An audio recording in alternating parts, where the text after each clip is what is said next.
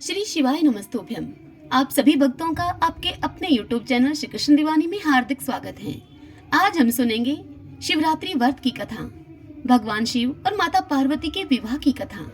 तो आइए देर न करते हुए कथा का प्रारंभ करते हैं। उनका स्मरण करते हुए सभी बोलिए श्री उमा महेश्वराभ्याम नमो नमः। भगवान शंकर माता पार्वती की जय। ऋषियों ने पूछा महर्षि लोमस से, हे महाभाग सूत जी, दक्ष कुमारी सती जब अपने पिता दक्ष के यज्ञ में अग्नि में प्रवेश करके अंतर्ध्यान हो गई, तब पुनः कब और कहां भी प्रकट हुई, वे पुनः किस प्रकार उन्हें मिली? यह सुनकर सूत जी बोले कि हे ब्राह्मणों, दक्ष कुमारी सती देवी जब अपने पिता के यज्ञ में अंतर्ध्यान हो गई, तब वे पुनः कब और कहां पर प्रकट हुई, वे पुनः किस प्रकार भगवान शंकर से मिली? यह सुनकर सूत जी बोले, हे ब्राह्मणों, दक्ष कुमारी सती देवी जब अपने पिता के यज्ञ में अंतर्ध्यान हो गई, तब अपनी शक्ति से बिछड़े हुए भगवान महेश्वर उत्तम तपस्या में संलग्न हो गए। वे लीला देह को धारण करके भृंगी और नंदी के साथ अब हिमालय पर्वत पर रहने लगे। इसी समय नमूची के पुत्र तारकासुर ने बड़ी भारी तपस्या करके ब्रह्मा जी को संतुष्ट कर लिया। ब्रह्मा जी उस पर प्रसन्न हुए और उस दुरात्मा नमूची के पुत्र तारकासुर को अपनी इच्छा के अनुसार वरदान देने के लिए उद्यत होकर ब्रह्मा जी उसे बोले कि तुम कोई वरदान मांगो। ब्रह्मा जी की इस बात को सुनकर तारकासुर उनको बोला, हे प्रभु, यदि आप मुझ पर प्रसन्न हैं तो मुझे आप अजर, अमर और अजय बना दीजिए। यह सुनकर ब्रह्मा जी ने उससे कहा कि तू अमर कैसे हो सकता है? जो इस संसार में जन्म ले चुका है उसकी मृत्यु तो अटल है। तब तारकासुर ब्रह्मा जी से बोला कि तब तो आप मुझे अजय बना दीजिए। यह सुनकर ब्रह्मा जी ने उससे कहा कि हे दैत्यराज, तू अजय होगा, इसमें कोई संशय नहीं है, परंतु एक बालक को छोड़कर अन्य सबसे ही तेरी अजयता रहेगी। ब्रह्मा जी से इस प्रकार का वरदान पाकर वह तारकासुर बड़ा ही बलवान हो गया। उस समय देवता लोग राजा मुचकुंद का सहारा लेकर तारकासुर के साथ युद्ध करते और विजयी होते थे। मुचकुंद के ही बल से देवताओं ने विजय प्राप्त की थी। तब उन्होंने सोचा कि इन दिनों हमें निरंतर युद्ध में रहना पड़ता है, ऐसे समय में हमारा क्या कर्तव्य है, अथवा भवितव्यता ही ऐसी है। ऐसा विचार करके वे ब्रह्मा जी के लोक में गए और उनके सामने खड़े होकर ब्रह्मा जी की वे स्तुति करने लगे। स्तुति करते हुए वे देवता बोले, हे महाभाग प्रभु, आप दैत्यपतियों से हमारी रक्षा कीजिए। उसी समय आकाशवाणी हुई। आकाशवाणी ने कहा कि देवताओं, तुम जितनी जल्दी हो सके मेरी आज्ञा का यथावत पालन करो। भगवान शिव के जब कोई महाबली पुत्र उत्पन्न होगा, तब वही पुनः युद्ध में तारकासुर का वध करेगा, इसमें कोई संशय नहीं है। सभी की हृदय गुफा में निवास करने वाले भगवान शंकर जिस किसी उपाय से पत्नी का पाणी ग्रहण करें, वह उपाय तुमको करना चाहिए। इसके लिए तुम महान प्रयत्न करो, मेरा यह वचन अन्यथा न होने पाए। यह आकाशवाणी सुनकर देवताओं को बड़ा आश्चर्य हुआ। वे सभी देवता बृहस्पति जी को आगे करके अब हिमालय पर्वत पर आए और इस प्रकार से कहने लगे, हे महाभाग हिमालय, तुम समस्त पर्वतों के स्वामी हो। यक्ष और गंधर्व तुम्हारा सेवन करते हैं। हम तुमसे कुछ निवेदन करेंगे। हम सब देवताओं की बात तुम्हें माननी चाहिए। लोमश जी इस कथा को सुनाते हुए आगे कहते हैं कि हे मुनिवरों, देवताओं के इस प्रकार प्रार्थना करने पर पर्वत श्रेष्ठ हिमवान हंसकर उनसे बोले, हिमवान देवताओं से बोले कि एक तो मैं अचल हूँ, चल फिर नहीं सकता, दूसरे मेरी पांखें कट गई हैं, अतः मैं उड़ भी नहीं सकता। ऐसी दशा में आप लोगों के किस काम आ सकता हूँ मैं? हे देवताओं, यदि तारकासुर के संहार में मेरी सहायता आवश्यक है, तो मैं आपसे पूछता हूँ कि किस उपाय से आप लोग तारकासुर का वध करना चाहते हैं? वह उपाय आप मुझे शीघ्र बतलावें, क्योंकि वह कार्य तो मेरा ही है। तब देवताओं ने आकाशवाणी के द्वारा कही हुई सारी बातें हिमालय से कह सुनाई। सारी बात सुनकर हिमालय अर्थात हिमवान ने देवताओं से कहा कि जब शिवजी के बुद्धिमान पुत्र के द्वारा ही तारकासुर का वध होने वाला है, तब देवताओं के सब कार्य शुभ हों और आकाशवाणी की कही हुई बात, यह बात भी सच निकले। इसके लिए आप लोगों को विशेष यत्न करना चाहिए। हिमवान की इस बात को सुनकर देवता उनसे बोले कि हे गिरिराज, आप देवताओं का कार्य सिद्ध करने के उद्देश्य से भगवान शंकर के विवाह के लिए स्वयं ही एक कन्या उत्पन्न करें। तब हिमवान ने अपनी पत्नी से कहा, हे सुमुखी, तुम्हें एक श्रेष्ठ कन्या उत्पन्न करनी चाहिए। यह सुनकर मैना ने हंसते हुए हिमवान से कहा कि हे महामते, मैंने आपकी सब बात सुन ली, परंतु कन्या स्त्रियों को शोक में डालने वाली होती है, अतः इस विषय में दीर्घकाल तक विचार करके आपको अपनी बुद्धि से जो हितकर प्रतीत हो, वह आप मुझे बताएं। अपनी प्रियतमा मैना की यह बात सुनकर परम बुद्धिमान हिमवान ने परोपकार युक्त वचन उनसे कहा।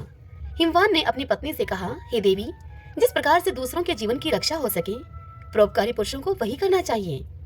इस प्रकार पति की प्रेरणा को पाकर सौभाग्यवती रानी मैना ने बड़ी प्रसन्नता के साथ अपने गर्भ में कन्या को धारण किया।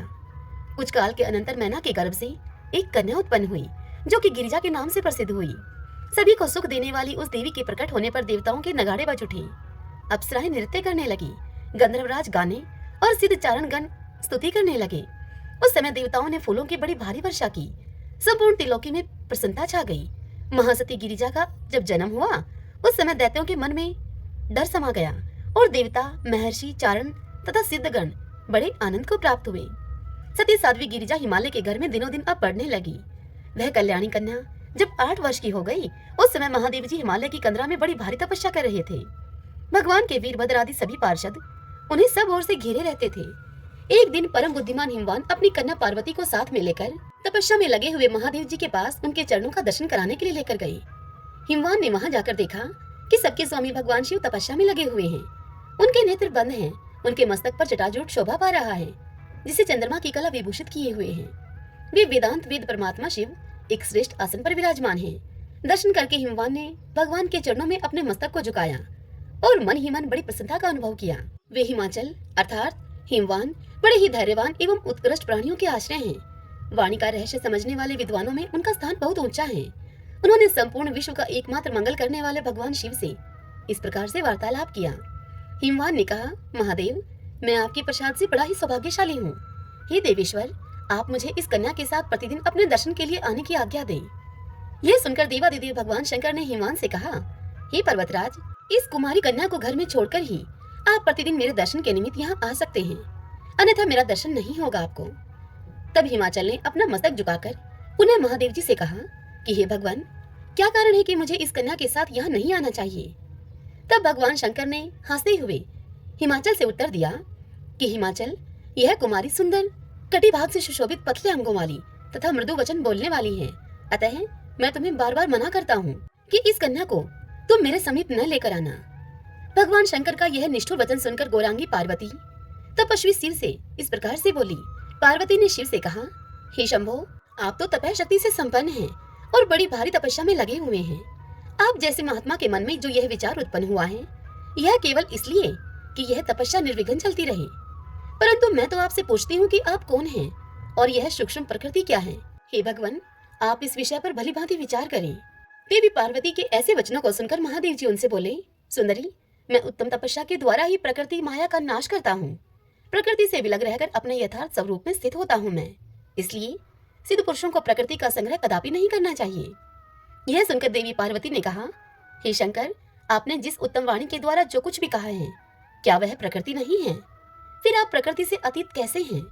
मेरी यह बात सुनकर आपको तत्व का यथार्थ निर्णय करना चाहिए। यह संपूर्ण जगत सदा ही प्रकृति से बंधा हुआ है। हे प्रभु, हमें वाणी के द्वारा विवाद करने से क्या प्रयोजन है? हे शंकर, आप जो सुनते हैं, खाते हैं और देखते हैं, वह सब प्रकृति का ही कार्य है। प्रकृति से परे होकर आप इस हिमालय पर्वत पर इस समय तपस्या किस लिए करते हैं? प्रकृति से आप मिले हुए हैं, क्या इस बात को नहीं जानते हैं आप? यदि आप प्रकृति से परे हैं और आपकी यह बात सत्य है, तो आपको अब मुझसे वह नहीं मानना चाहिए। यह सुनकर महादेव जी देवी पार्वती से बोले, हे साधु भाषिणी पार्वती, तुम प्रतिदिन मेरी सेवा करो। अब वे प्रतिदिन पार्वती के साथ उनका दर्शन करने लगे। इस प्रकार भगवान शिव की उपासना करते हुए पुत्री और पुष्पिता हिमवान का कुछ समय व्यतीत हो गया। तब पार्वती जी के लिए देवताओं के मन में बड़ी चिंता हुई। वे सोचने लगे कि भगवान शंकर गिरिजा का पाणी ग्रहण कैसे करेंगे। तब उन देवताओं ने कामदेव का आह्वान किया। आह्वान करते ही इंद्र का कार्य सिद्ध करने वाला कामदेव अपनी पति रति और सखा वसंत के साथ वहां पर आया और देव सभा में देवराज के सम्मुख उपस्थित होकर गर्व युक्त वचन वह बोलने लगा। कामदेव ने कहा, हे सचिपते, शीघ्र ही मुझे आप आज्ञा दीजिए। आज मैं आपका कौन सा कार्य सिद्ध करूं? मेरा स्मरण करने मात्र से कितने ही तपस्वी अपनी मर्यादा से भ्रष्ट हो चुके हैं। हे इंद्र, मेरे बल और पराक्रम को आप अच्छी तरह से जानते हैं। शक्ति नंदन पराशर को भी मेरे पराक्रम का ज्ञान है। इसी प्रकार ये भृगु आदि बहुत से अन्य ऋषि मुनि भी मेरी शक्ति को जानते हैं। महान बल और पराक्रम से संपन्न क्रोध ही मेरा भाई है। हम दोनों ने संपूर्ण चराचर जगत को परास्त किया है। सबको हमने मोह महासागर में डुबो दिया है। कामदेव के ये गर्वीले वचन सुनकर इंद्र ने उसकी पीठ को ठोकते हुए कहा कि हे वीरवर, पूर्व काल में तुमने जो जो कार्य किए हैं उनका किसी प्रकार वर्णन नहीं हो सकता। हम सब देवता तुमसे परास्त हो चुके हैं। हे मदन, तुम सदैव हमको जीतने में समर्थ हो। इस समय देवताओं का कार्य सिद्ध करने के लिए तुम भगवान शंकर पर चढ़ाई करो। हे महामते कामदेव, ऐसी चेष्टा करो जिससे कि भगवान शिव पार्वती के साथ विवाह कर लें। देवताओं के इस प्रकार प्रार्थना करने पर संपूर्ण विश्व का मन मोह लेने वाला मदन अर्थात कामदेव अप्सराओं को साथ में लेकर बड़ी उतावली के साथ वहां से चला। हिमालय पर पहुंचकर योद्धाओं में श्रेष्ठ कामदेव, रति और मित्र वसंत के साथ सब और सुशोभित दिखाई देने लगा। उसके मन में पिनाक पानी भगवान शंकर पर विजय पाने की अभिलाषा जाग उठी थी। रंभा, उर्वशी, पुंजिकस्थला, शुकेशी, मिश्रकेशी, सुंदरी, तिलोत्तमा तथा इसी श्रेणी की अन्य अप्सराएं वहां कामदेव के कार्य में सहायता देने के लिए आईं।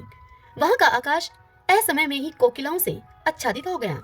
अशोक, चंपा, आम, जूही, कदम्ब, नीप, चिरौंजी, कटहल, अमलताश, चमेली, अंगूर की लताएं तथा अनेक प्रकार के नाग केसर वृक्ष हरे भरे एवं फले फूले दिखाई देने लगे। इसी समय धुरंधर कामदेव ने देवदारू वृक्ष की छाया में बैठकर अपने धनुष पर 5 बाण चढ़ाए और भगवान शंकर की ओर दृष्टिपात किया। वे उत्तम आसन पर विराजमान होकर तपस्या में संलग्न थे। भगवान शंकर के जटाजूट में गंगा जी विराजमान थी। चंद्रमा की कला उनके मस्तक की शोभा को बढ़ा रही थी। उनके श्रीअंगों की कांति कर्पूर के समान घोर थी। तपस्या में तत्पर होकर रुद्राक्ष माला और विभूति से विभूषित होकर वे बड़ी शोभा पा रहे थे। वसंत के सहित कामदेव ने जब महादेव जी को अपने बाणों से बींधने की इच्छा प्रकट की, उसी समय परम मंगलमयी जगत जननी गिरिजा अपने सखियों के साथ पूजन करने के लिए भगवान सदाशिव के समीप आई। वे चंद्रमा की किरणों के समान मनोहर थी। उन्होंने भगवान नीलकंठ के कंठ में दतूर के फूलों की माला पहना दी और सुंदर वंदनवार विंद से सुशोभित त्रिनेत्रधारी भगवान शिव की शोभा को निहारने लगी। इसी बीच में वसंत की सहायता पाने वाले कामदेव ने सम्मोहन नामक बाण से भगवान महेश्वर को बींध डाला। बाण का आघात लगने पर शंकर जी ने धीरे से अपने नेत्रों को खोलकर श्री पार्वती जी की ओर देखा, जो कि संपूर्ण मंगलों को भी मंगलमय बनाने वाली एकमात्र देवी हैं। लोक पावनी गिरिजा नंदिनी की ओर दृष्टि करते ही, उन पर दृष्टि डालते ही कामदेव ने उन्हें व्याकुल कर दिया। वे श्री पार्वती के दर्शन मात्र से मोहित हो गए। सहसा अपनी स्थिति का ध्यान आते ही भगवान शिव के नेत्र आश्चर्य से खिल उठे। उन्होंने मन ही मन खेद प्रकट करते हुए कहा कि मैं स्वतंत्र हूँ, निर्विकार हूँ, तो भी आज इस पार्वती के दर्शन से मैं मोहित क्यों हो गया? कहां से, किससे और किसने मेरा यह अप्रिय कार्य किया है? तदंतर शंकर जी ने सब दिशाओं की ओर दृष्टि दौड़ाई। उसी समय दक्षिण दिशा में खड़े हुए कामदेव उनको दिखलाई दिए, जो कि हाथ में धनुष लेकर भगवान सदाशिव पर प्रहार करने के लिए उद्यत था। उसने चढ़े हुए धनुष को खींचकर मंडलाकार कर रखा था और पुनः बाण संधान करके मदनांतक शिव को बिंदना ही चाहता था। तब तक भगवान महेश्वर की रोषपूर्ण दृष्टि उस कामदेव पर पड़ी। भगवान ने तीसरा नेत्र खोलकर उसकी ओर देखा। देखते ही देखते मदन आग की उठती हुई लपटों में गिर गया। उसे भस्म होते हुए देखकर देवताओं में अब बड़ा हाहाकार मच गया। सभी देवता बोले, हे देवदेव, हे महादेव, आप देवताओं को वरदान दीजिए। हमने ही गिरिजा नंदिनी पार्वती की सहायता के लिए कामदेव को यहाँ पर भेजा था। उसका कोई अपराध नहीं था। आपने महातेजस्वी काम को व्यर्थ ही दग्ध किया है।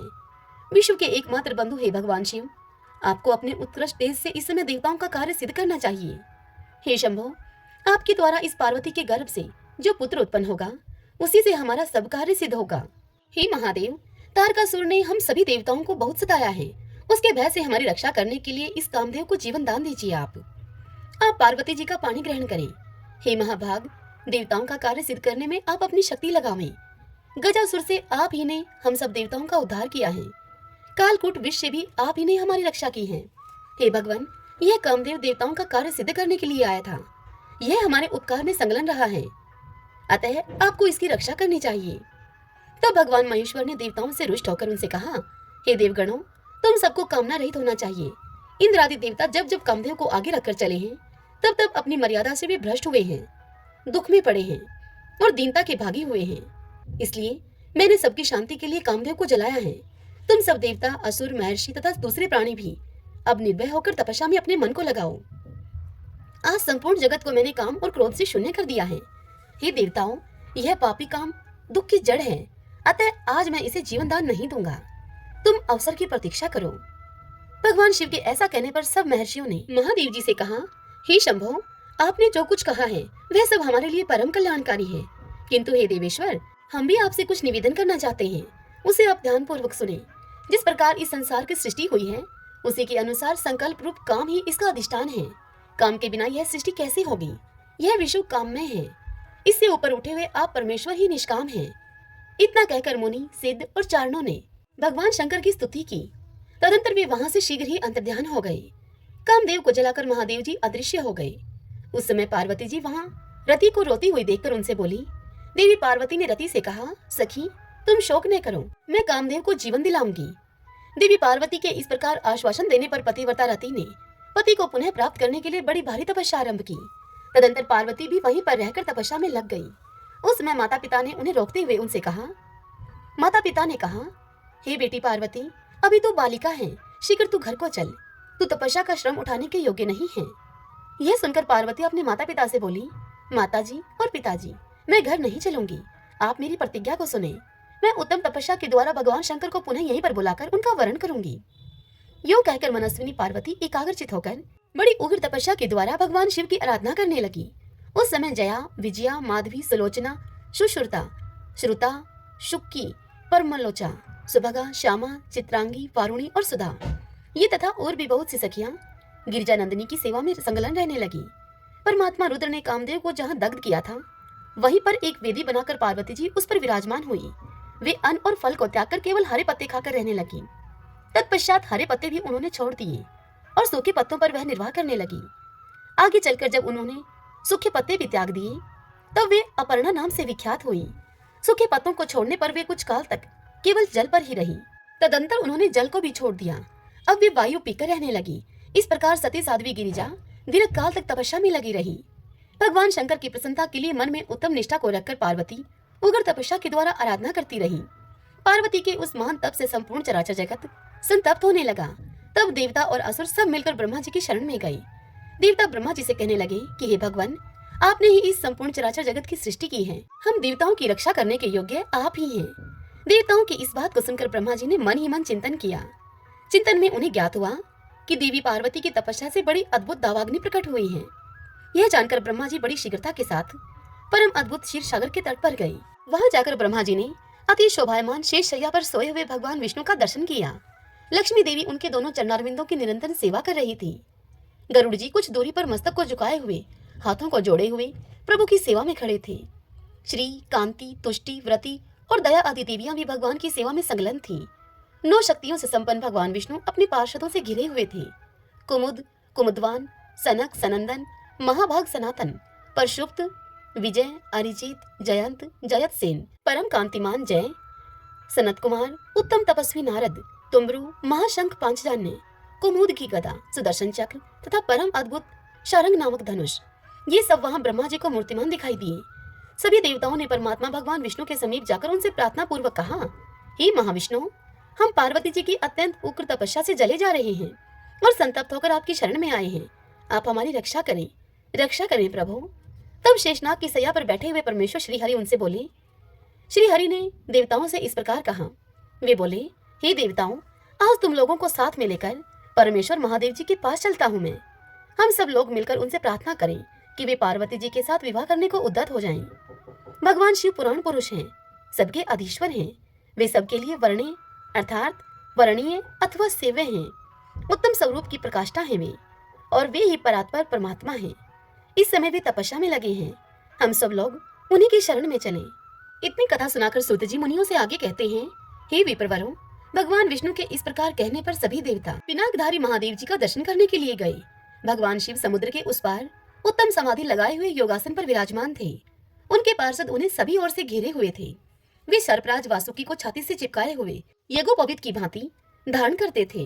कमल और अश्वतर, इन दोनों नागों को उन्होंने दोनों कानों का कुंडल बना रखा था। करकोटक और कुलीक से उत्तम कंकण का काम लेते हुए उन्हें अपने दोनों हाथों में धारण किया हुआ था। शंख और पद्म नामक नाग का भुजबंद धारण करके भी बड़ी शोभा पा रहे थे। पहनने योग्य वस्त्र के स्थान पर उन्होंने बाघ का चमड़ा लपेट रखा था। वे मस्तक पर भागीरथी गंगा तथा अर्धचंद्र युक्त जटाजूट को धारण किए हुए बड़े बड़े ज्ञानी महात्माओं के साथ विराजमान थे। उनके श्रीअंगों की कांति कर्पूर के समान गौर थी और उनके कंठ में नील चिन्ह सुशोभित था। भगवान के पास ही उनके वहां नंदीकेश्वर भी थे। ऐसी अद्भुत शोभा से युक्त सुरश्रेष्ठ शिव का समस्त देवताओं ने दर्शन किया। उस समय ब्रह्मा, विष्णु, ऋषि, देवता और दानवों ने वेदों और उपनिषदों के अनेक सूक्तों के द्वारा भगवान शिव का सत्वन किया। सत्वन करते हुए श्री ब्रह्मा जी बोले, कामदेव का अंत करने वाले श्री रुद्र को नमस्कार है, जो प्रकाश स्वरूप होने के कारण भृग नाम को धारण करते हैं। तीनों लोकों में जिनका सौभाग्य सबसे बढ़कर है, उन त्रिनेत्रधारी भगवान महेश्वर को नमस्कार है, जो संपूर्ण जगत के भरण पोषण करने वाले बंधु हैं तथा यह संपूर्ण विश्व जिनका स्वरूप है, उन भगवान त्रियंबकम को नमस्कार है। हे भगवान, आप समस्त लोगों को धारण पोषण करने वाले पिता, माता और ईश्वर हैं। आप ही जगत के स्वामी तथा रक्षक हैं। हे प्रभु, आप हमारा उद्धार करें। तब उत्तम योग से युक्त दयालु परमात्मा महेश्वर शंभु ने धीरे धीरे समाधि से विश्राम लिया और देवताओं से शंभु ने इस प्रकार कहा, शंभु ने देवताओं से कहा कि परम भाग्यवान ब्रह्मा आदि देवताओं, तुम लोग मेरे समीप क्यों आए हो? इस समय यहाँ आने का तुम्हारा क्या कारण है? वह कारण बतलाओ। उनके इस प्रकार पूछने पर ब्रह्मा जी ने देवताओं के महत्वपूर्ण कार्य का परिचय देते हुए उनसे कहा, हे भगवान, तारकासुर ने देवताओं को महान कष्ट पहुंचाया है। वह देवताओं का घोर शत्रु है। अतः हमारी आपसे प्रार्थना है कि आप पार्वती जी का पाणी ग्रहण करें। गिरिराज हिमवान के द्वारा दी हुई गिरिजा को आप पाणी ग्रहण की विधि से अंगीकार करें।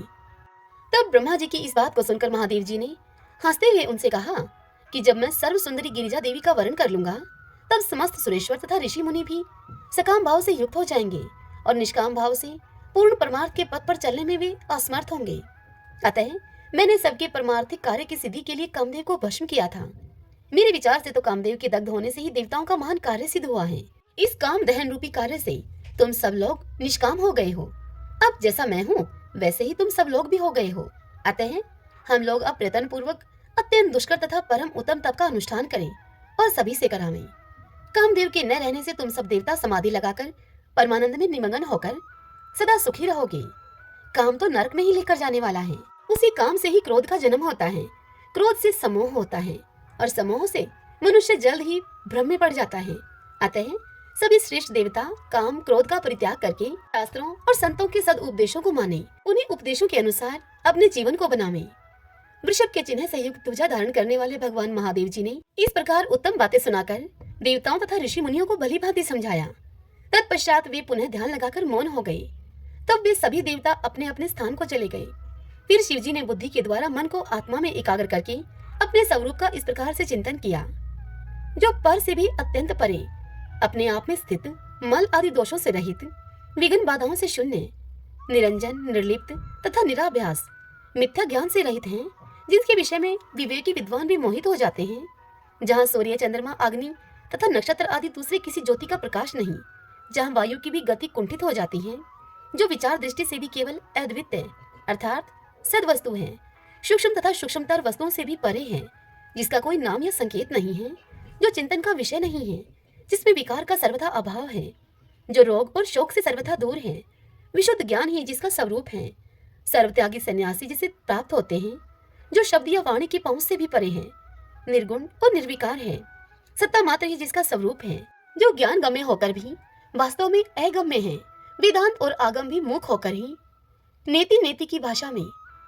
जिसका सर्वदा प्रतिपादन करते हैं, वही सभी के ईश्वर पिनाकधारी भगवान वृषभध्वज परमार्थ वस्तु अर्थात ब्रह्मा परमात्मा है। उन्होंने ही कामदेव का नाश किया है। वे साक्षात परमेश्वर होकर भी तप का सेवन करते हैं। उधर देवी पार्वती बड़ी कठोर तपस्या में लगी हुई थी। उस तपस्या से उन्होंने भगवान शंकर को जीत लिया। देवी पार्वती की तपस्या से हार मानकर भगवान शिव अपनी समाधि से विरत होकर तुरंत ही उस स्थान पर गए जहाँ पर देवी पार्वती जी विराजमान थी। वहां पहुंचकर भगवान शिव ने देखा कि देवी गिरिजा सखियों से घिरी हुई वेदी पर बैठी हुई हैं और वे चंद्रमा की कला के समान प्रकाशित हो रही हैं। देवी पार्वती को देखकर महादेव जी ने तत्काल ही ब्रह्मचारी का वेश धारण कर लिया और उसी स्वरूप से सखियों की मंडली में उपस्थित होकर देवी पार्वती से पूछा, हे सखियों, यह सर्वांग सुंदरी कन्या अपनी सहेलियों के बीच में क्यों बैठी है? यह कौन है और किसकी पुत्री है? यह कहाँ से आई है और यह किस लिए तपस्या कर रही है? तब जया ने उसे उत्तर दिया कि हे ब्रह्मचारी जी, ये गिरिराज हिमवान की कन्या है और तपस्या के द्वारा परमेश्वर रुद्र को पति के रूप में प्राप्त करना चाहती हैं। तब पार्वती की सखी जया की इस बात को सुनकर वटु रूपधारी शिव ठठाकर हंस पड़े और वे जया से इस प्रकार बोले, हे सखियों, यह पार्वती भोली भाली है। इसे अपने हित और अहित का कुछ भी ज्ञान नहीं है। भला रुद्र की प्राप्ति के लिए तपस्या करने की क्या आवश्यकता है? अरे रुद्र तो अमंगल रूप है, हाथ में कपाल को धारण करते हैं। मरघट का निवास ही उन्हें अधिक प्रिय है। जिस दिन इसके वरण कर लेने पर रुद्र का इसके साथ संबंध होगा, उसी दिन से यह शुभांगी पार्वती भी अशुभ रूप हो जाएंगी। रुद्र वही है ना जिन्हें दक्ष के शाप से ब्राह्मणों ने यज्ञ बहिष्कृत कर दिया है। अत्यंत भयानक विष वाले जो सर्प थे, वे ही उनके अंगों के आभूषण बने हुए हैं। रुद्र अपने अंगों में चिता की राख लगाते हैं, चमड़े का वे वस्त्र पहनते हैं, अमांगलिक वस्तुएं वे धारण करते हैं तथा निरंतर भूत परमत और पिशाचों से वे घिरे रहते हैं। इस सुकुमारी कन्या को उस रुद्र से क्या लेना है? सखियों को चाहिए कि वे इसे ऐसा करने से रोकें। मनोहर रूप वाले देवराज इंद्र, परम तेजस्वी धर्मराज वरुण, कुबेर, वायु और अग्नि को छोड़कर इस देवी का रुद्र के प्रति यह अनुराग कैसे हुआ? परमेश्वर शिव ने इस प्रकार की बहुत सी बातें उन सबसे कही। पार्वती सखियों के मध्य में बैठकर तपस्या में संलग्न थी। उन्होंने वटु रूपधारी रुद्र की बातें सुनकर उनके प्रति रोष को प्रकट करते हुए कहा कि जया, साध्वी विजया, विश्व सुंदरी परमलोचा और महाभाग सुलोचना, मैं तुम लोगों से कहती हूँ कि मैंने जो कुछ किया है ठीक किया है, परंतु तुम्हें इस ब्रह्मचारी से क्या काम है जो इसकी कठोर बातें तुम सुनती हो। ब्रह्मचारी का रूप धारण करके यह कोई महादेव जी का निंदक आ गया है यहाँ, तुम इसे ऐसा ही समझो। हे सखियों, ऐसे व्यक्ति से अपना क्या प्रयोजन है जो महात्माओं की निंदा करने वाले पापी, कृतघ्न, वेद दूषक, वेद भ्रष्ट और मर्यादाहीन है। उन लोगों के साथ बुद्धिमान पुरुषों को वार्तालाप नहीं करना चाहिए। श्रेष्ठ पुरुषों की निंदा को सुनकर जो तुरंत ही वहां से उठकर दूसरे स्थान पर नहीं चले जाते, वे प्रतिष्ठाहीन मानव पाप के भागी होते हैं। गिरिजा का ऐसा वचन सुनकर विजया वटु रूपधारी उस रुद्र से सहसा कुपित होकर उससे बोली, हे ब्रह्मचारी, जाओ, तुम जाओ यहाँ से, अब तुम्हें यहाँ एक क्षण भी नहीं ठहरना चाहिए। वह विजया बातचीत करने में बड़ी कुशल थी। उसने इस प्रकार फटकार करके विवाद करने वाले वटु रूपधारी शिव को वहां से विदा कर दिया और वे तत्काल ही अंतर्ध्यान हो गए। गिरिजा की उन संपूर्ण सखियों में से किसी ने भी नहीं देखा कि वे कहाँ चले गए। तदंतर भगवान महेश्वर पार्वती जी के सामने अपना वास्तविक स्वरूप धारण करके फिर सहसा वहीं पर प्रकट हो गए। ध्यान में लगी हुई देवी पार्वती जब अपने ध्यानगत स्वरूप को ढूंढ रही थी, उसी समय उनके हृदय स्थित देवता बाहर दिखाई देने लगे। विशाल नेत्रों वाली सुशीला गिरिजा ने आंख खोलकर देखा तो सर्वलोक महेश्वर देव देवेश्वर शिव उनके सामने दृष्टिगोचर हुए। उन कैलाश निवासी शंकर के दो भुजाएं, एक मुख और अद्भुत उनका स्वरूप था। उनके मस्तक पर जटाओं का जोड़ा बंधा हुआ था, उसमें चंद्रमा की कला शोभा पा रही थी। भगवान ने हाथी का चमड़ा पहन रखा था। उनके कानों में कुंडल के स्थान पर महाभाग, कमल और अश्वतर शोभा पा रहे थे। ये दो नागराज वहां पर उनके कानों में विराज रहे थे। परम कांतिमान सर्पराज वासुकी को हार बना लिया गया था। उनके हाथों में बड़े बड़े सर्पों के ही कंगन पड़े हुए थे जो कि बड़ी शोभा दे रहे थे।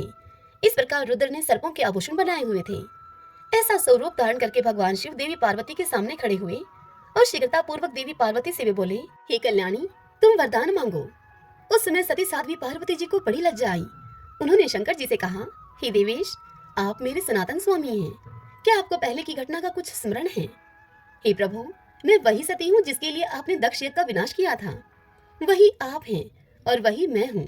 तारकासुर के वध रूप देवकार्य की सिद्धि के लिए मैं मैना के गर्भ से प्रकट हुई हूँ। अब आपसे मेरे द्वारा एक पुत्र होगा, इसलिए हे महेश्वर, आप मेरी एक प्रार्थना स्वीकार करें। आपको ऋषियों के साथ हिमवान के पास जाना चाहिए और उनसे मेरे लिए याचना करनी चाहिए। मेरे पिता हिमवान आपकी आज्ञा का पालन करेंगे, इसमें कोई संदेह नहीं है। पूर्व काल में जब मैं दक्ष की कन्या थी, उस समय भी मेरे पिता ने ही मुझे आपकी सेवा में समर्पित किया था। हे महाभाग, हमारा और आपका विवाह देवताओं के कार्य सिद्धि के लिए हो रहा है। यह सब सुनकर महादेव जी ने पार्वती से हंसते हुए कहा, देवी, अहंकार रूपा प्रकृति से महत्त्व उत्पन्न हुआ। महत्त्व से तामस अहंकार की उत्पत्ति हुई। तामस अहंकार से सर्वव्यापी आकाश प्रकट हुआ। आकाश से वायु और वायु से अग्नि की उत्पत्ति हुई। अग्नि से जल और जल से पृथ्वी हुई। हे सुमुखी, पृथ्वी आदि भूत तथा भौतिक वस्तुएं जो भी दृष्टि में आती हैं, उन सबको तुम नश्वर समझो। अविनाशी तो आत्मा ही है जो एक होकर भी अनेकता को प्राप्त हुआ है, निर्गुण होकर भी गुणों से आवृत हो रहा है, जो सदा अपने ही प्रकाश से प्रकाशित होने वाला है, किंतु इस समय यह आत्मा दूसरे से प्रकाश ग्रहण करने वाला बन गया है, स्वतंत्र होकर भी परतंत्र सा हो गया है। हे देवी, प्रकृति रूप से तुमने ही महत्त्व को प्रकट किया है। यह संपूर्ण मायामय जगत तुम्हारे द्वारा ही रचा गया है। तीनों गुणों का कार्य तुमने ही प्रकट किया है। तुम ही त्रिगुणमयी सूक्ष्म प्रकृति हो और मैं सदा तुम्हारे सभी व्यापारों का साक्षी मात्र हूँ।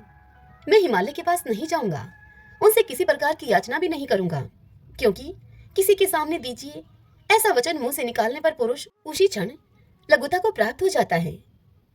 ऐसा कहकर भगवान शिव अपने स्थान को चले गए। तदंतर हिमवान अपनी धर्म पत्नी मैना और दूसरे पर्वतों के साथ वहां पर आए। पार्वती जी ने जब उन्हें देखा तो वे उठकर खड़ी हो गई और अपने माता पिता तथा भाई बंधुओं को मस्तक झुकाकर उन्होंने प्रणाम किया। तब हिमालय ने बड़ी ही मधुर वाणी में उनसे पूछा, हे साध्वी, तुमने जैसे तैसे यहाँ पर रहकर क्या किया है? तब देवी पार्वती उनसे बोली कि पिताजी, मैंने यहाँ उत्तम तपस्या के द्वारा कामनाशक महादेव जी की आराधना की है। मेरा वह महान कार्य जो अन्य सब लोगों के लिए अत्यंत दुर्लभ है, आज वह कार्य सिद्ध हो गया है। महादेव जी संतुष्ट होकर यहीं पर मेरा वरण करने के लिए पधारे थे, किंतु जब मैंने उनसे यह कहा कि मेरे पिता की अनुपस्थिति में इस समय आप मेरा पानी ग्रहण कैसे कर सकते हैं, तब वे जिस मार्ग से आए थे उसी मार्ग से वे वापस लौट गए।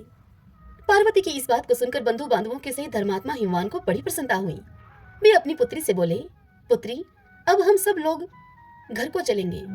उस समय सब लोग एकत्र होकर पार्वती को सब ओर से घेर कर खड़े हो गए और उनकी प्रशंसा करने लगे। तदंतर हिमवान पार्वती को अपने घर ले गए।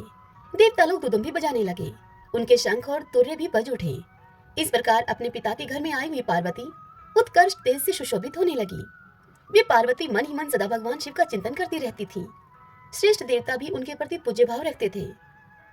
लोमश जी इस कथा को आगे सुनाते हुए कहते हैं, हे विप्रवरों, तदंतर भगवान महेश्वर के भेजे हुए सप्त ऋषिगण सहसा हिमवान के पास में आए। उन सप्त ऋषियों को आया हुआ देखकर हिमवान के मन में बड़ी प्रसन्नता हुई और उन्होंने शीघ्र ही उठकर उन सबका स्वागत सत्कार किया। फिर मस्तक झुकाकर विनय पूर्वक सप्त ऋषियों से पूछा, हे महर्षियों, आप लोग कैसे पधारे हैं? अपने आगमन का मुझे कारण बतलाइए। तब सप्त ऋषियों ने हिमवान से कहा, हे पर्वतराज, हम लोग भगवान शिव के भेजे हुए हैं, यहाँ आप ही के पास आए हैं। आपकी कन्या को देखना ही हमारे आने का उद्देश्य है, अतः शीघ्र ही अपनी कन्या हमें दिखाइए। तब बहुत अच्छा कहकर हिमवान ने पार्वती को वहां पर बुलाया और सप्त ऋषियों से हंसते हुए कहा कि यही मेरी कन्या है, किंतु इस समय मुझे आपसे एक विशेष बात कहनी है, जो कि तपस्वियों में सर्वश्रेष्ठ हैं, परम विरक्त हैं और कामदेव का नाश करने वाले हैं, जिन्होंने काम के शरीर को जलाकर उन्हें अनंग बना डाला है। ऐसे भगवान शंकर अब विवाह के इच्छुक कैसे हो गए? जो अधिक समीप या अधिक दूर रहने वाले हों, अपने से अत्यंत धनी अथवा सर्वथा निर्धन हो, जिसकी कोई आजीविका न हो तथा जो मूर्ख हो, ऐसे पुरुष को कन्या देना अच्छा नहीं माना गया है। जो मूर्ख, विरक्त, स्वयं ही अपने को बड़ा मानने वाला, रोगी तथा प्रमादी हो, ऐसे पुरुष को कन्या नहीं देनी चाहिए। इसलिए हे मुनिवरों, आपके साथ भली भांति विचार करके ही मुझे महादेव जी को अपनी कन्या देनी है, यही मेरा उत्तम निश्चय है। हिमवान की इस सारी बात को सुनकर सब ऋषियों ने हिमवान से कहा कि जिन्होंने तीव्र तपस्या की है और उस तप के द्वारा भगवान शिव की आराधना की है, उन पार्वती देवी के ऊपर आज भगवान शिव बहुत प्रसन्न हैं। हे पर्वतराज, तुम्हें पार्वती और भगवान शिव की महिमा का थोड़ा भी ज्ञान नहीं है क्या? इसलिए अब तुम हमारी बात को सुनो और उस बात को मानो। अपनी पुत्री पार्वती को परमात्मा भगवान शिव की सेवा में दे दो। पवित्र आत्मा ऋषियों का यह वचन सुनकर गिरिराज हिमवान बड़ी ही उतावली के साथ समस्त पर्वतों से बोले, हे मेरु, हे निषद, हे गंधमादन, हे मंदराचल, हे मैनाक, तुम सब लोग अपनी यथोचित सम्मति दो, जिससे कि वैसा ही किया जाए। यह सुनकर बातचीत करने में कुशल हिमवान की पत्नी मैना ने उनसे कहा, हे नाथ, इस समय आपस में विचार करने से क्या लाभ? यह कार्य तो तभी संपन्न हो गया था जब इस बड़भाग्नि कन्या ने जन्म लिया था। यह देवताओं का कार्य सिद्ध करने के लिए ही उत्पन्न हुई है। भगवान शिव के लिए ही इसका अवतार हुआ है, इसलिए यह शिव को ही दी जानी चाहिए। इसने भगवान रुद्र की आराधना की है और रुद्र ने भी वरदान देकर इसका आदर किया है। महाभाग पार्वती साक्षात सती ही हैं, अतः यह शिव को ही ब्याही जाए। वह वैवाहिक कृत्य हमारे द्वारा भगवान शिव की पूजा में निमित्त बनेगा। अपनी पत्नी मैना की इस बात को सुनकर हिमवान बहुत ही संतुष्ट हुए। तदंतर सप्त ऋषियों ने वहां से पुनः लौटकर भगवान शिव से उनकी प्रेयसी पार्वती का सारा वृतांत इस प्रकार से कहा। सप्त ऋषियों ने भगवान शंकर से कहा, हे देवेश्वर, गिरिराज हिमवान ने अपनी कन्या आपको दे दी, इसमें संशय नहीं है। अब आप देवताओं को साथ में लेकर शीघ्र ही पार्वती से विवाह करने के लिए वहां जाइए। ऋषियों का यह वचन सुनकर परमेश्वर शिव ने उनसे कहा, विवाह कैसे होगा और कौन कौन उसमें चलेंगे? यह सब बात आप विस्तार पूर्वक बताओ। तब उन सप्त ऋषियों ने भगवान सदाशिव से हंसकर कहा, हे देव, भगवान विष्णु को बुलाना चाहिए, साथ ही ब्रह्मा, इंद्र, ऋषिगण, यक्ष, गंधर्व, नाग, सिद्ध, विद्याधर, किन्नर, अप्सरागण तथा अन्य लोगों को भी आप शीघ्र बुलाइए। समस्त ऋषियों की यह बात सुनकर महादेव जी ने देव ऋषि नारद जी से कहा, हे नारद, तुम शीघ्र ही जाकर भगवान विष्णु को यहाँ पर बुला लाओ। उसके बाद ब्रह्मा, इंद्र तथा अन्य देवगणों को भी यहाँ पर बुलाकर लाना। लोक पावन नारद जी ने भगवान शिव की आज्ञा सिरोधार्य की और तुरंत ही वहां से भगवान विष्णु के प्रिय धाम वैकुंठ लोक में चले गए। वहां जाकर नारद जी ने देखा भगवान विष्णु एक श्रेष्ठ सिंहासन पर विराजमान है। देवी लक्ष्मी उनकी सेवा कर रही हैं। उनके 4 भुजाएं हैं। वे सब देवताओं में श्रेष्ठ और अत्यंत तेजस्वी हैं। उनके श्री अंगों की कांति नील कमल के समान श्याम है। उनके कानों में बहुमूल्य रतन जड़ित मनोहर कुंडल जलमला रहे हैं। मस्तक पर परम सुंदर विशाल मुकुट शोभा पा रहा है, जिसमें कि जड़े हुए उत्तम रत्नों की प्रभा से वे और भी अधिक प्रकाशित हो रहे हैं। गले में सुंदर वैजंती की बनी हुई माला शोभा दे रही है। इस प्रकार त्रिभुवन में एकमात्र सुंदर वे सनातन देव विष्णु बैकुंठ में विराज रहे हैं। ऋषियों में श्रेष्ठ सर्वज्ञ नारद जी ब्रह्म वीणा को बजाते हुए भगवान विष्णु के अब समीप गए और शंकर जी का संदेश सुनाते हुए बड़े आदर से नारद जी उनसे बोले, हे महाविष्णु, आप शीघ्र चलिए, महादेव जी अपने विवाह के लिए उतावले हो रहे हैं। उनकी ओर से सब कार्यों की व्यवस्था करने वाले केवल आप ही हैं। नारद जी की इस बात को सुनकर देवादिदेव भगवान जनार्दन नारद जी और पार्षदों को साथ में लेकर वहां से अब जल दिए। भगवान विष्णु योगेश्वरों के भी प्रभु हैं, महान तथा परमात्मा हैं। वे उस समय गरुड़ पर आरूढ़ होकर श्रेष्ठ देवताओं के साथ लेकर आकाश मार्ग से भगवान शिव के समीप गए। योगी जन जिनके चरणारविंदों का सदा चिंतन करते हैं, वे महादेव जी भगवान विष्णु को आया हुआ देखकर अब उठ खड़े हुए और आनंद मगन होकर उन्हें अपनी छाती से लगा लिया। फिर भगवान हरि और हर दोनों एक ही आसन पर विराजमान हुए। दोनों ने एक दूसरे की कुशल क्षेम पूछी। तत्पश्चात श्री महादेव जी श्री विष्णु से बोले, हे विष्णु, पार्वती की तपस्या से मैं उसके वश में हो गया हूँ और आज उसका पानी ग्रहण करने के लिए हिमवान के घर चलना चाहता हूँ। यह बातचीत हो ही रही थी महादेव जी और श्री विष्णु में कि ब्रह्मा जी भी इंद्र तथा संपूर्ण लोकपालों के साथ वहां पर आ पहुंचे। इसी प्रकार सभी असुर, यक्ष, दानव, नाग, पक्षी, अप्सरा और महर्षि भी वहां पर आए। सभी ने एकत्र होकर भगवान शिव से एक स्वर में कहा, महादेव जी, अब आप हम लोगों के साथ हिमवान के घर पधारिए। पधारिए प्रभु। तब भगवान विष्णु ने भी इस प्रस्ताव के अनुरूप बात कही। श्री विष्णु महादेव जी से बोले, शंभो, आपको ग्रह सूत्रोक्त विधि के अनुसार ही यह वैवाहिक कर्म करना चाहिए। जैसे नांदी मुख श्राद्ध और मंडप की स्थापना आदि आवश्यक कार्य हैं, भगवान विष्णु के कथन के अनुसार महादेव जी ने अपने हित के लिए सब कुछ वैसा ही किया। अभ्युदिक श्राद्ध कर्म में जितना पूजन उचित और आवश्यक है, ऐसे ब्रह्मादिक देवताओं की उन्होंने पूजा की। ब्रह्मा जी के साथ कश्यप मुनि ने नवग्रहों का पूजन किया। अत्रि, वशिष्ठ, गौतम, भागुरी, भृगु, बृहस्पति, शक्ति, जमदग्नि, पराशर, मार्कंडे, शिलावाक, शून्यपाल, अक्षत सत्रम, अगस्त्य, चैवन तथा गोभिल ये तथा और भी दूसरे बहुत से महर्षि शिव जी के पास आए। ब्रह्मा जी की आज्ञा से उन सब ने वहाँ विधि पूर्वक शास्त्रोक्त रीति से शुभ कर्म संपन्न किए। चंडी देवी सभी भूतों से गिरी हुई सबसे आगे आगे चली। उन्होंने अपने मस्तक पर सोने का कलश ले रखा था। चंडी के पीछे भगवान शिव के गण थे और गणों के पीछे इंद्र आदि देवता थे। लोकपाल और महर्षि भी चल रहे थे।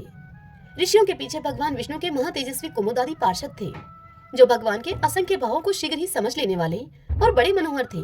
परम पुरुषार्थ को प्रदान करने वाले तथा विश्व के एकमात्र बंधु परमात्मा भगवान श्री हरि शिव जी के साथ साथ चल रहे थे। तीनों लोकों के एकमात्र पालक भगवान विष्णु लक्ष्मी जी के साथ अपने वाहन गरुड़ जी की पीठ पर बैठे थे। बड़े बड़े मुनीश्वर अपने हाथों में सुंदर चमर लिए हुए उनको हवा कर रहे थे। सर्वेश्वर श्रीहरि उन सबके साथ बड़ी शोभा पा रहे थे। इसी प्रकार ब्रह्मा जी भी चारों वेदों, छहों वेदांगों, आगमों, इतिहासों और पुराणों को साथ में लेकर अपने वाहन हंस पर विराजमान थे। ब्रह्मा, विष्णु, देवेश्वरगण तथा ऋषि वृंद से घिरे हुए भगवान शिव अपने वाहन वृषभ पर आरूढ़ होकर चल रहे थे। वे संपूर्ण योगेश्वरों के लिए भी दुर्लभ तथा अगम्य हैं। वेद, देवता, सिद्ध और महर्षिगण जिसे धर्म कहते हैं, उसी धर्म स्वरूप धर्मवत्सल वृषभ पर महादेव जी आरूढ़ थे। मातृकाएं उन्हें सब ओर से घेरकर अपनी मधुर वाणी के द्वारा भगवान शिव के लिए मंगलाचार करती थीं। इस प्रकार भगवान महेश्वर संपूर्ण देवदानवों के साथ सभी प्रकार से अलंकृत होकर नारियों में श्रेष्ठ पार्वती जी का पाणी ग्रहण करने के लिए गिरिराज हिमवान के घर गए। उधर गिरिराज हिमालय भी बड़ी प्रसन्नता के साथ अपनी पुत्री के लिए उसी प्रकार सब मंगलाचार करा रहे थे। उन्होंने गर्ग गजारे जी को पुरोहित बनाकर महान वैभव के द्वारा मांगलिक भूमि निर्माण कराई। विश्वकर्मा को बुलाकर उनके द्वारा बड़े आदर के साथ अत्यंत विस्तृत मंडप तैयार कराया, जो कि बहुत सी विधियों के कारण अतिशय मनोहर जान पड़ता था। वह मंडप अनेक प्रकार के गुणों से तथा भांति भांति के आश्चर्य भरे दृश्यों से सुशोभित था। उस मंडप का विस्तार हजारों योजन का था। वह अपनी दिव्य निर्माण कला से देवताओं का भी मन मोह लेता था। तदंतर इंद्र आदि सभी देवता नारद जी को आगे करके हिमवान के परम अद्भुत भवन में एक साथ गए। उसे विश्वकर्मा ने विचित्र ढंग से बनाया था। वहाँ अनेक प्रकार की आश्चर्य से भरी हुई बातें देखने में आती थी। वह यज्ञ मंडप अत्यंत पवित्र और उत्तम था। बहुत लोगों ने सर्वश्रेष्ठ बताकर उस मंडप की प्रशंसा की थी। उसकी कारीगरी बड़ी अद्भुत थी। वह मन और बुद्धि के लिए अतकर्य था। बुद्धिमान विश्वकर्मा ने इस प्रकार विचित्र यज्ञ मंडप की रचना की थी। वे संपूर्ण देवेश्वर ऋषियों के साथ उस मंडप में प्रवेश करना ही चाहते थे। तब तक हिमवान की दृष्टि उनके ऊपर पड़ गई। हिमवान ने आगे बढ़कर उन सबका स्वागत किया और उनके सबके ठहरने के लिए बड़े मनोहर ग्रह प्रदान किए उनको। गंधर्व, सिद्ध, परमथ, यक्ष, देव, नाग तथा अप्सराएं, इनमें से जो जहाँ पर सुखपूर्वक रह सके उन्हें वही विश्राम स्थान हिमालय ने दिया। हिमवान से सम्मानित होकर सभी देवताओं ने अपने परिवार और वाहनों के सहित उस मंडप में आनंद पूर्वक वहाँ निवास किया। विश्वकर्मा ने उसमें बहुत विस्तृत अवकाश बना रखा था। ब्रह्मा जी के निवास के लिए अत्यंत प्रकाशमान स्थान बनाया गया था। उसी प्रकार भगवान विष्णु के लिए दूसरा भवन बना था, जो कि अत्यंत विचित्र और बहुत ही प्रकाशमान था। विश्वकर्मा ने उस भवन को अपने हाथों से संवारकर अत्यंत ही मनोहर बना रखा था। इसी प्रकार चंडी ग्रह भी उन्होंने बहुत ही सुंदर बनाया था। इसके अतिरिक्त विश्वकर्मा ने जो एक अत्यंत विचित्र, परम मनोहर, महान, मंगलमय, श्रेष्ठ देवताओं के द्वारा प्रशंसित, कैलाश की ही भांति अतिशय प्रभावपूर्ण और अत्यंत शोभायमान भवन बना रखा था, उसी में हिमवान ने महान वैभव के साथ भगवान शिव को ठहराया। और इसी समय मैना देवी अपनी सखियों और ऋषि मुनियों के साथ भगवान शिव की आरती उतारने के लिए वहां पर आई। उस समय जो बाजे बज रहे थे, उनके शब्दों से तीनों लोग गूंज उठे। मैना ने तपस्वी शिव की अपने हाथों से आरती उतारी। वे बड़ी सती साध्वी थी। अपने जमाता को देखकर उन्हें पार्वती की कही हुई सभी बातें स्मरण हो आई और वे विस्मय मुग्ध हो उठी। मैना अपने मन ही मन कहने लगी कि अहो, पार्वती ने पहले मेरे समीप जो कुछ कहा था, उससे कहीं अधिक सौंदर्य इस समय मैं महादेव जी के अंगों में देख रही हूँ। यह सौंदर्य तो अनिर्वचनीय है। इस प्रकार विस्मय में डूबी हुई मैना देवी अपने घर को लौट आई। उस समय पार्वती स्नान करके मंगल पीठ पर बैठी हुई थी। ब्राह्मणों की स्त्रियों ने सभी ओर से उन्हें घेरकर उनकी आरती उतारी। तदंतर गर्ग आचार्य जी ने उनसे कहा, हे विद्वानों, आप लोग इसी समय पानी ग्रहण करने के लिए भगवान शंकर को इस मंडप में लेकर आवे। इस कार्य में शीघ्रता होनी चाहिए। गर्गाचार्य का इस प्रकार का वचन सुनकर गिरिराज हिमवान के सभी मंत्री अब भगवान शंकर के पास गए और उन्होंने 3 कलशों के जल से मांगलिक विधि के अनुसार भगवान सदाशिव को स्नान कराया और उनकी आरती भी उतारी। स्नान करके सुंदर वस्त्र धारण कर लेने के बाद शंकर जी का उन सभी ने पुनः पूजन किया। उसके बाद उन्हें सभी प्रकार के आभूषणों से विभूषित करके हाथी की पीठ पर उनको चढ़ाया। उस समय भगवान शिव के मस्तक पर बहुत बड़ा छत्र तना हुआ था। उस छत्र से उनकी बड़ी शोभा हो रही थी। ऊपर से चंदोआ तना हुआ था और सभी ओर से उनके लिए चंवर डुलाए जा रहे थे। ब्रह्मा, विष्णु, इंद्र तथा सभी लोकपाल वर के आगे आगे चलते हुए उत्कृष्ट शोभा से संपन्न दिखाई देते थे। उस यात्रा के समय शंख, भेरी, पटु, आनक और गोमुख आदि बाजे बज रहे थे। संपूर्ण गायक उत्तम मांगलिक गीत गा रहे थे। अरुंधति, अनुसुईया, सावित्री तथा मातृकाओं से घेरी हुई लक्ष्मी जी भी उस शोभा यात्रा में सम्मिलित हुई थी। इन सब के साथ ही जगत के एकमात्र बंधु भगवान शिव अपने उत्तम तेज से सुशोभित हो रहे थे। चंद्रमा, सूर्य, अग्नि, वायु, श्रेष्ठ लोकपाल तथा महर्षिगण भी उनके साथ थे। साक्षात वायुदेव पंखा कर रहे थे। चंद्रमा ने उनके सिर पर छत्र लगा रखा था। सूर्य आगे रहकर अपने तेज से उनको तप रहे थे। देवराज इंद्र हाथों में बेंत की छड़ी लेकर छड़ीदार का काम कर रहे थे। इस प्रकार देवता और पर्वत भगवान शिव के आगे चलते हुए बड़ी शोभा पा रहे थे। उस समय देवता और मुनि भगवान शिव के ऊपर फूलों की वर्षा कर रहे थे, जिससे कि उनकी शोभा और भी बढ़ गई थी। सामने हिमवान का सुंदर भवन था, जो कि महान वैभव के कारण सभी ओर से शोभा संपन्न दिखाई देता था। उस घर का आंगन सोने का बना हुआ था। वहां द्वार पर भगवान शिव की विशेष रूप से पूजा हुई। फिर मनुष्य, देवता और दानवों के द्वारा पूजित होकर भगवान शिव उस भवन में प्रवेश करने लगे। इस प्रकार अंतःपुर में पहुंचकर भगवान शिव यज्ञ मंडप में पधारे। उस समय नाना प्रकार की स्तुतियों से परमेश्वर शिव के गुण गाए जा रहे थे। वहां पहुंचने पर गिरिराज हिमवान ने महेश्वर को हाथी से उतारा और मंगल पीठ पर बिठाकर सखियों के सहित मैना और पुरोहित ने उनकी विशेष रूप से आरती की।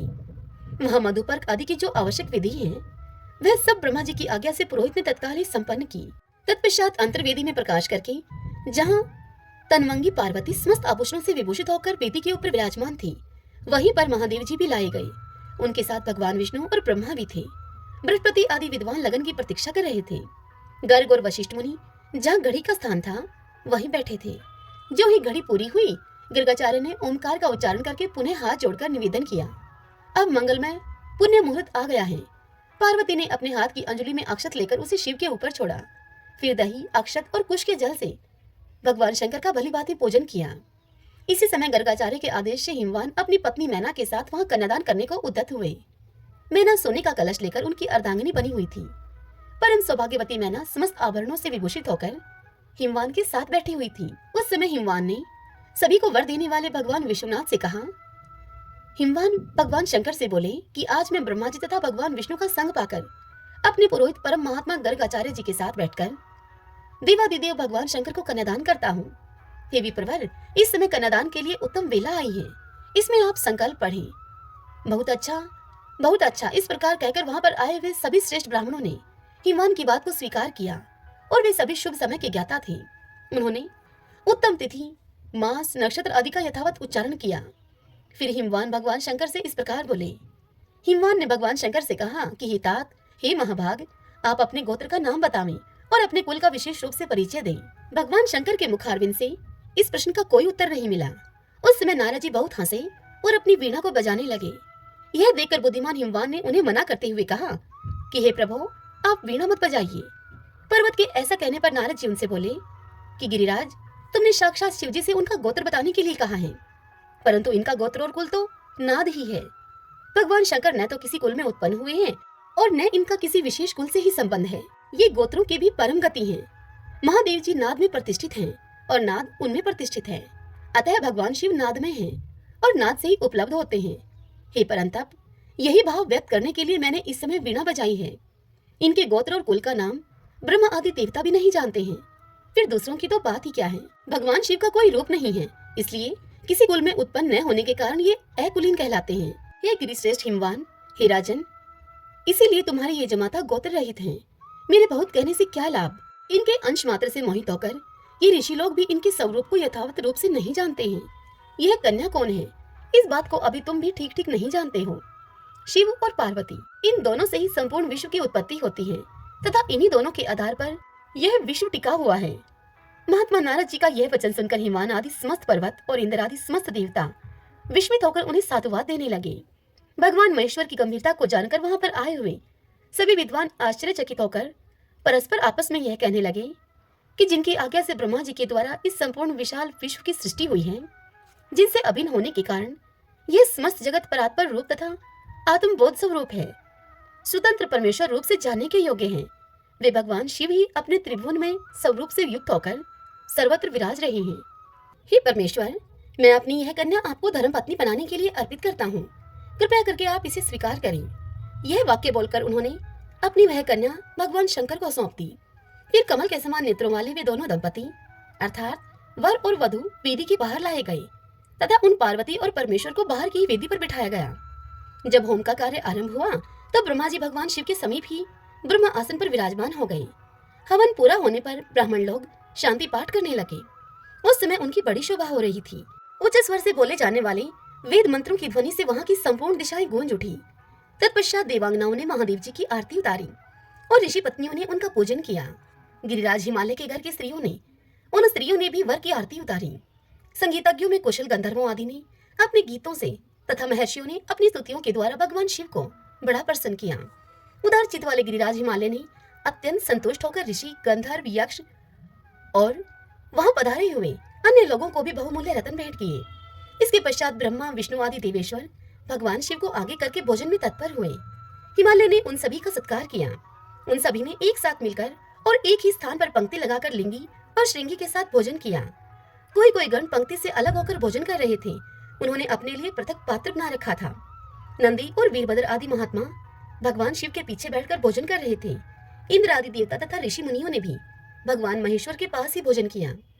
चंडी के गणों ने भी वहां भोजन किया। वेताल, क्षेत्रपाल, कुष्मांड, भैरव, शाकिनी, डाकिनी, यक्षिनी, मातृका आदि 64 योगिनी तथा अन्य योगीजन भी वहां भोजन में सम्मिलित थे। भगवान शिव के उन महात्मा गणों की संख्या 11 करोड़ की थी।